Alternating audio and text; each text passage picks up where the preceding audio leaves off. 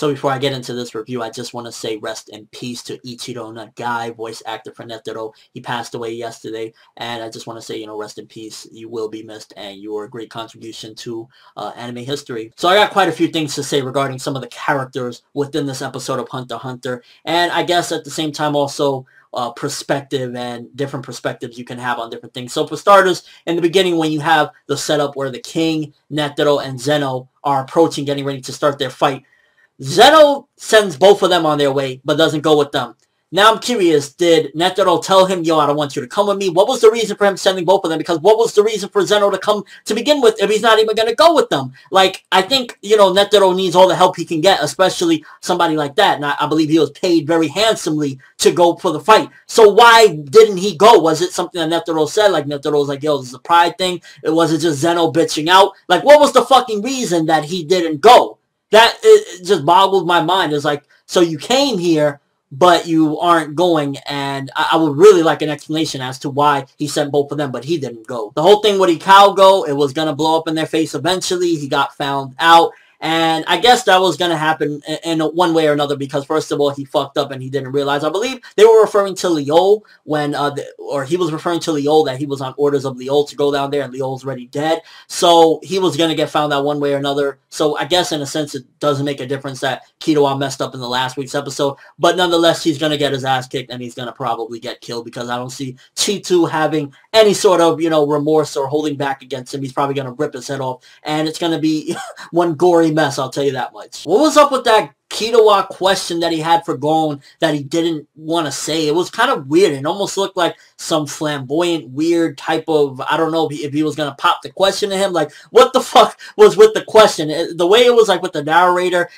narrating over the scene and everything, like he couldn't bear to ask, taking that next step. And I was just like, what the fuck? Are they like going to be in a relationship or something? Like what question is it? How about better context next time in a scene like that? And it wasn't until this episode where I started noticing the narrator. Well, not necessarily noticing, but it didn't really bother me up until this episode with the narrator's constant intervening within scenes. And I know that was in the manga, but like up until this episode, and I guess it's just because of the pacing of this episode, it wasn't really a problem. But at this point, it's kind of like, we got the Poof and Morel scene, and that's going slow. And then you got the narrator jumping in and saying, well, Poof felt like he wanted to dance to the Macarena at this particular point. And it's like, bro, we don't need narration in every little detail. And don't get me wrong, sometimes it adds great effect and it just makes the scene more powerful. But when they're just standing around and they're like just asking little questions here or there, we don't necessarily need the narrator to pop in. We just don't. And some of the slow pacing definitely is very noticeable when you find out in this episode that the Youpi versus Shoot fight has only been going on for 10 seconds. He's only had this thing on him for 10 seconds. Knuckles' ability has only been on him for 10 seconds. So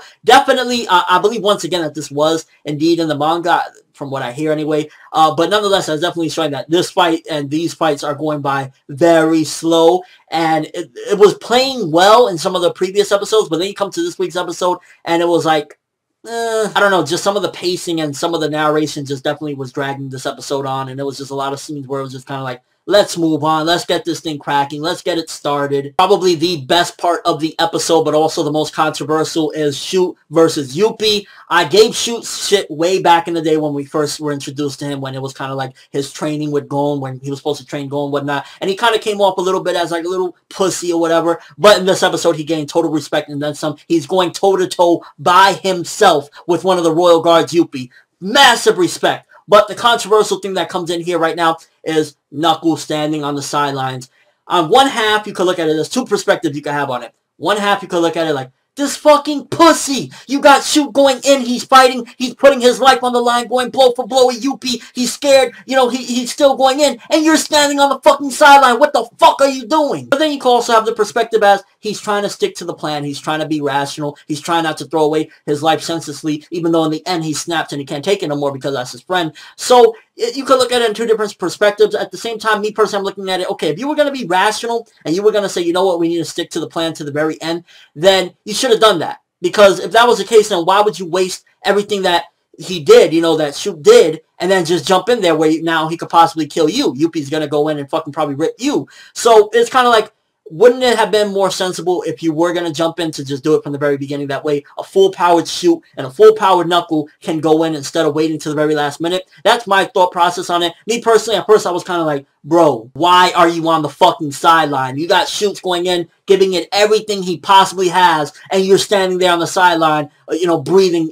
invisible. I understand it's part of the plan, but why wait that long to jump in? Like, that was just my take on it. It was like, I was on the perspective as, yeah, you're being sensible about it, but at the same time, if you're going to fucking jump out anyway, you should have jumped out long before when you did. And it was kind of weird because I had mixed emotions. At first, I'm like, this fucking guy, what the fuck are you doing standing on the sideline? But when he finally did jump out, I was like, you're jumping on dangerous waters, go back. So it's a very complex situation there. It's definitely not a black and white type of thing. It's more so along the lines of a gray area where it's kind of like, what's the right thing to do? Do you go save your friend or do you stand on the sideline? Definitely kind of had me a little bit confused there. But regardless of how you look at it, whether you look at him as a pussy or trying to be smart, it definitely was intense at the very end. As a whole, this episode had some slow moments. It definitely had some moments where it's kind of like, narrator, shut the fuck up. But it also had some very intense moments. Shoots going in, trying to fight for his life against Youpi. Cal goes in one fucking hell of a shitstorm right now where they're about to probably crush his head because he got caught up. We also got the setup where now seemingly Netero's going in and he's about to go fight the king. So we got some good progression, good setups here or there, but definitely some slow pacing in the middle and along the way. And as a whole, you can definitely see that a lot of things are going slow. I mean, come on, it's only been 10 seconds. So unfortunately, I couldn't give this episode any more than a fine. I'm gonna give this one 6 out of 10. It was some good stuff. Of course, animation beautiful as always, but definitely a lot of slow pacing and it's dragging on in certain areas. And it's like, while we're getting slight progression here or there, come on, bro. Let me know what you guys think. First of all, on what side of it are you on? Do you feel as though Knuckle was kind of being a bitch for standing on the side, or do you feel like he was being smart and just couldn't take it anymore? And what was the fucking reason for Zeno not going with them? I mean, you got paid handsomely, bro. You should have went and backed up Netero. He's fighting the king. Just your overall thoughts of this episode, regardless of what, is just one of those episodes where it brings up discussion nonetheless, whether you're on one side of the fence or the other, because it was just that damn crazy with certain aspects. If only the narrator would talk a little bit less and things would move a little bit more quicker. Just saying. That's all I have for this review. Thanks for watching. Hope you enjoyed. Thumbs up if you can't wait to see what's going to happen now. Netero is solo going to go up against the king, as well as what do you think is going to happen with Knuckle. I give him respect that at the very least he didn't bitch out to the very end, and he did jump out, and you know he's about to go up against Youpi. But definitely the soldier of this episode for me was Shoot, going up against one of the royal guards by himself. Shout outs to Shoot. I'm ForneverWorld, and as always, people, have an awesome day.